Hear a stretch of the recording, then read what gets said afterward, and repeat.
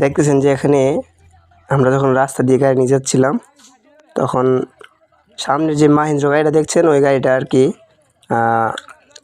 ও আগে আসছিল, তো ওর পিছনে যে দুইটা গাড়ি, ওই দুইটা গাড়ি না জানি ওর আগে চলে আসে, ওই জন্য ও রাস্তা মানে আগে চলে আসছে, আইসা দিছে একটা বেড় লাগায়।